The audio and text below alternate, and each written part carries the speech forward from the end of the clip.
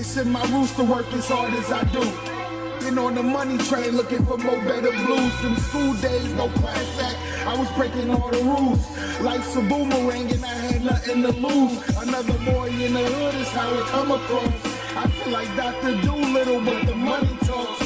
They yelling he got game, I'm not the wonder ball. This just some fresh soul food for every one of y'all. Yeah.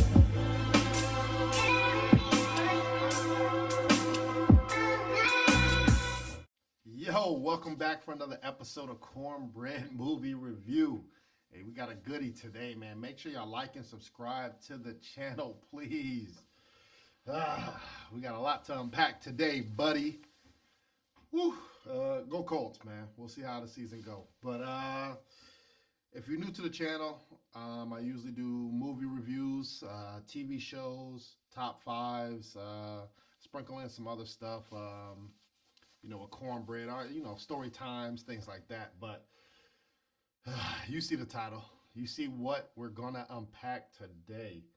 Ladies and gentlemen, a quick TV series we're going to watch it's not even a series, it's one episode. And it's a lot to talk about. Freaknik, ladies and gentlemen, yes, it is out now. It is on Hulu. I don't even know the rating for this, but it's wild. It's wild. It's an hour and 20 minutes. For those, understand I'm a millennial to y'all out there, man. So born in 86, all right? So this is prime time for me growing up when I'm about 96. Well, we'll get into all that stuff. But this is when I was born. So, hey, I definitely have to ask my mom if she was at Freaknik, bro. Hey, I had to ask, bro. I had to get mentally ready, prepared for what I was about to watch to make sure she wasn't at the parties and doing some crazy stuff. But she said no. I got to take her word for it, all right? So this takes, obviously, place in Atlanta, Georgia. And the show starts off with the current Freaknik now, right? In 2022, 21 Savage, I guess, threw a Freaknik bash for his birthday party. And we'll get into if some people agree with it, don't disagree, but they try to bring back that nostalgia feel, all right? So Freaknik takes place from the early 1980s all the way to 1998. I guess that was the last official one before it was a reboot, all right? So a lot of Atlanta-based artists spoke about Freaknik, how it made them feel, the nostalgia of it. They got some good heavy hitters. So they had like Little John, Jalen Rose, Killer Mike, and way more people to bring back. Even Luke was in there to bring back how things really were when it was that prime time Freaknik. All right. So let's go back to the beginning where this whole event started during spring break, right? Where if you've been to college, understand spring break is a week. I'm going to give some spoilers, but I don't want to give everything away. So spring break, if you've ever been to college, it's 1 week, right? If you stay in state, stay close to town, usually shoot home real quick, right? But let's say you in New York, but you go to UCLA, right, in California. You sometimes might not go all the way back home for spring break because it's 1 week, right? Maybe for like Thanksgiving, Christmas break, you might do those, or when the semester's over. But spring break, you might just say, hey, it's nicer here in spring. I'm just going to stay. So that's what was happening in Atlanta, where the kids who couldn't afford to go back home, they didn't want to go back home, but they just wanted to do something while they were there for that week. So the kids there at the HBCU, which was this big creation for them, is, well, let's just throw like a little picnic, right? Let's have a get together for those students, keyword students, who couldn't go home. So first year, pretty solid turnout. The community supported this event, right? They were like, hey, it makes sense. Let's have a nice time. Let's meet more people. People donate money, food, have a great time. This was in 1984. And then there's also the creation of the name, which I don't want to give that away because I want you to watch it on how Freaknik, how the name came about. So, great event, no problem. The best and worst thing about that is this is before social media, is word of mouth. All the kids had a great time and said, okay, I can't wait till next year. Next year, we're going to do bigger and better. And now I'm going to invite my cousin, little Ray, John, and them, and everybody came the next year. And over the years, just got bigger, bigger.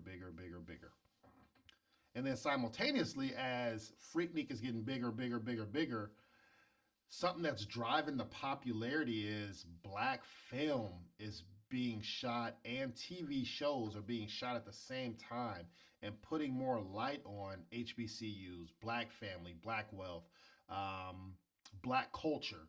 And you have them even bringing up Freaknik and then putting it in a line or put it in a show and things like that, right? So it's even bringing the popularity to an all-time high. So that's how we got here. So now this party who started, or I say party, this event that started with just students grew exponentially bigger, like 2 years after that.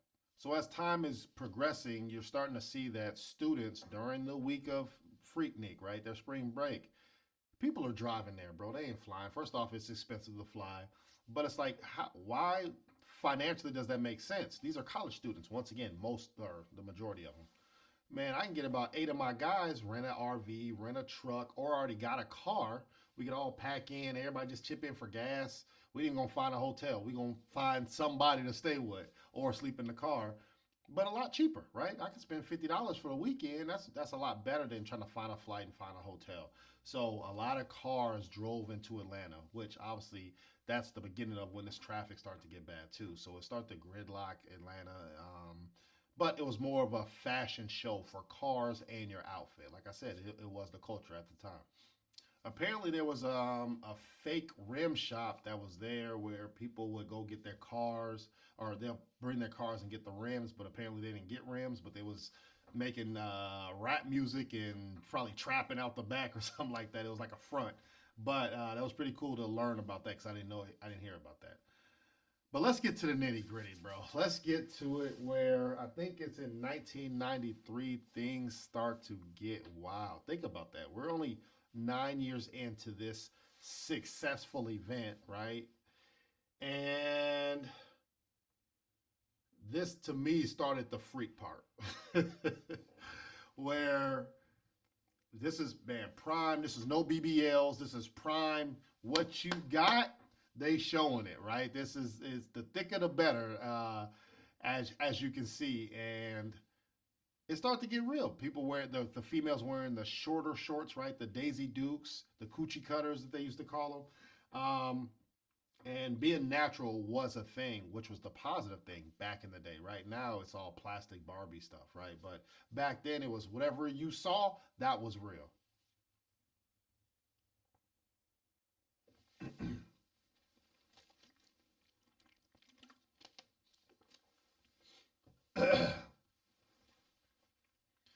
So as the freak part is elevating more and more, Atlanta's growing. Atlanta's trying to get something very special. And that's the 96 Olympics. They end up winning the bid. I think this was the gift and the curse for Atlanta. I'm an outsider. I live in Atlanta, but I'm an outsider, so this is my opinion. But bringing the Olympics made Atlanta global. More money, more jobs, more opportunities, higher black wealth now, even though it was back then it was pretty solid, but I think it just elevated even more because now everybody wants to come to this hub. With that, the shenanigans got to stop, bro. Got to stop. So before the Olympics came here, clean up them streets, clean up these abandoned houses, abandoned buildings. Let's build, flood the market, gentrification happen. And then Freaknik, oh no. No, sir. Get them out. Matter of fact, since they're going to protest and say, hey, why y'all stopping Freaknik? All right, y'all can do Freaknik, but on the outskirts of Atlanta, or we're going to make it difficult for y'all to be successful. So with that, it started causing traffic jams. it discouraged people from coming, right? They didn't even have fun. I think some people said that they was in traffic damn near for 2 straight days. And they're like, bro, we was only going to be here for 2 days. Now we got to head back home. So we didn't have fun. And with the mix of that happening, I think this is the time, like I said, I was born in 86 or about 95, 96. This is when I'm consciously knowing, hey, my uncle's talking about this. My mom, just older people talking about Freaknik. This is when I knew, oh, snap, it sounds like a fun party, but I don't even know what that means, right? As a kid. But this is starting when the violence starting really to take off, where a lot of the sexual assaults and non-consensual things, or just girls just wilding out too, right? Getting naked, doing crazy stuff.